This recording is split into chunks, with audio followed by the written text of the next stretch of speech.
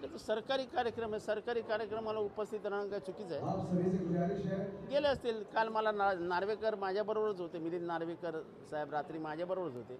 त्यांनी मला सकाळीच सांगितलेलं की मी माझ्या घरी आले होते की मी जाणार आहे कार्यक्रमाला. आणि सरकारी कार्यक्रमाला साधारण सगळे आमदार जातातच, त्यात काय मोठं काय.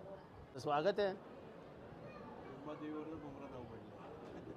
त्यांना माहीत नाही, मुंब्रा देवीवरूनच मुंब्रा नाव पडलं. मुंब्रा हे काय कुठल्या मुसलमानांनी ठेवलेलं नाव नाही आहे.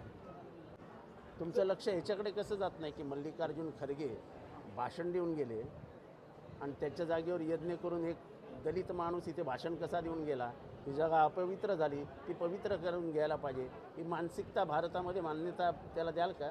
ही कुठली वृत्ती आहे? ही मनुवादी वृत्ती आहे आणि या मनूला ठेचला पाहिजे या देशामध्ये. दलितांना तुम्ही भूषण गवईंना चप्पल फेकून मारता. तुम्ही खरगे साहेबांच्या जागी तिथे यज्ञ करता.